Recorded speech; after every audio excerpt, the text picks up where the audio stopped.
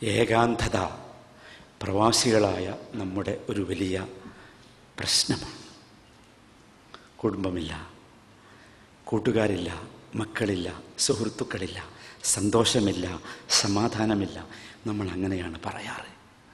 പക്ഷേ നമ്മൾ അങ്ങനെ പറയണ്ട. നമുക്ക് ഏകാന്തതയില്ല. ഒരല്പം സമയം നമുക്ക് ഏകാന്തത ലഭിച്ചാൽ നമ്മൾ എന്ത് ചെയ്യണം? അള്ളാഹുവിനെ ഓർക്കണം, അള്ളാഹിനെ ഓർക്കണം. നമ്മൾ വേറെ ആരും ഓർക്കണ്ട. വേറെ മറ്റെന്തെങ്കിലും പ്രശ്നങ്ങളോ പ്രയാസങ്ങളോ ബുദ്ധിമുട്ടുകളോ നിങ്ങൾ ആലോചിക്കും. മനുഷ്യൻ എന്താ ചെയ്യുന്നത്? ഒഴിവ് സമയം കിട്ടിയാൽ ടൈം പാസിന് വേണ്ടി കാർഡ് കളിക്കുന്നവർ, ടൈം പാസിന് വേണ്ടി ക്യാരംസ് തട്ടുന്നവർ, ടൈം പറയണ്ടല്ലോ ഞാൻ, ഇതാർക്കില്ല? നമുക്കില്ല. നമുക്ക് നമ്മുടെ ഏകാന്തത, നമ്മുടെ ഒഴിഞ്ഞ സമയം നമ്മൾ എന്തെങ്കിലും കഴിഞ്ഞുപോയ അവസ്ഥയെക്കുറിച്ച് ചിന്തിച്ച് ദുഃഖിച്ച് കരഞ്ഞിരിക്കാനല്ല. മാ അസാബ മിൻ മുസീബത്തിൻ ഫിൽ അർദ് വലാ ഫീ അൻഫുസികും ഇല്ലാ ഫീ കിതാബിൻ മിൻ ഖബ്ലി അൻ നബ്റഅഹാ.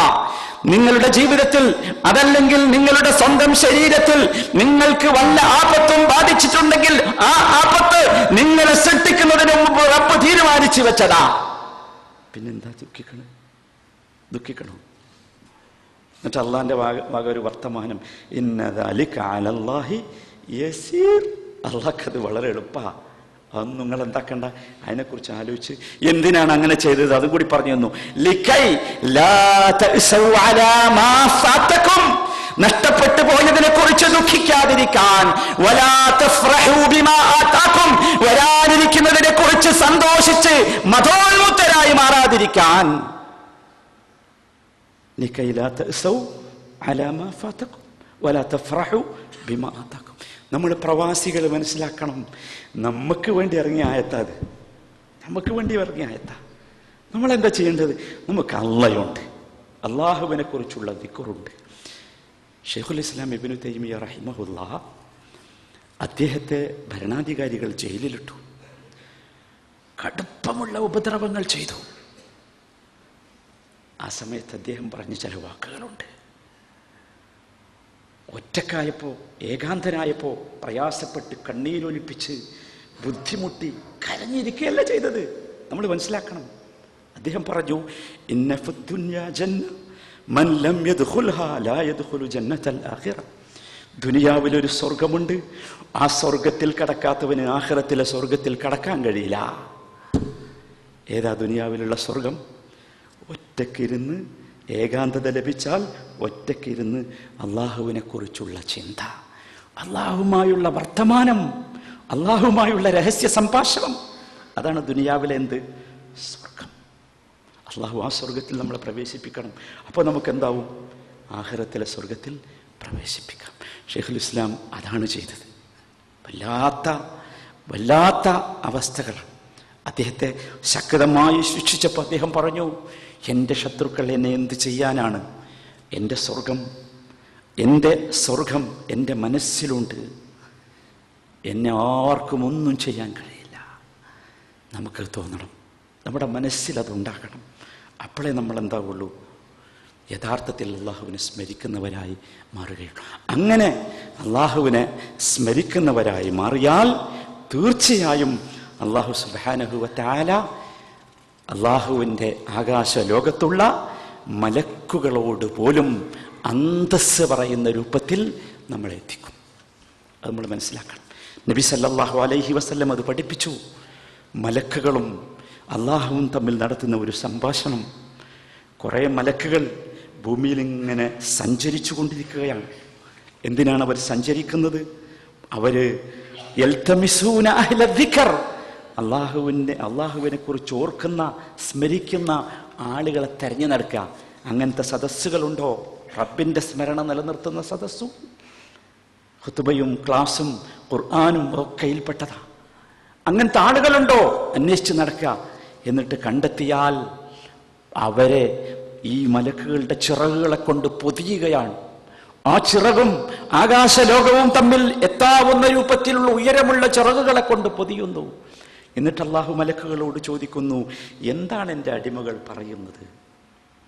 മലക്കുകൾ പറയും, അവർ നിന്നെ പരിശുദ്ധിപ്പെടുത്തുന്നു, പ്രകീർത്തിക്കുന്നു, നിന്റെ ശ്രേഷ്ഠതകൾ പറയുന്നു. അള്ളാഹുവിൻ്റെ അടുത്ത ചോദ്യം, അവർ എന്നെ കണ്ടിട്ടുണ്ടോ? എല്ലാവരും കണ്ടിട്ടില്ല. അള്ളാഹിൻ്റെ അടുത്ത ചോദ്യം, കൈഫ ലൗ റആനി, അവരെങ്ങനെ കണ്ടിട്ടുണ്ടെങ്കിൽ എന്തായിരിക്കും അവസ്ഥ?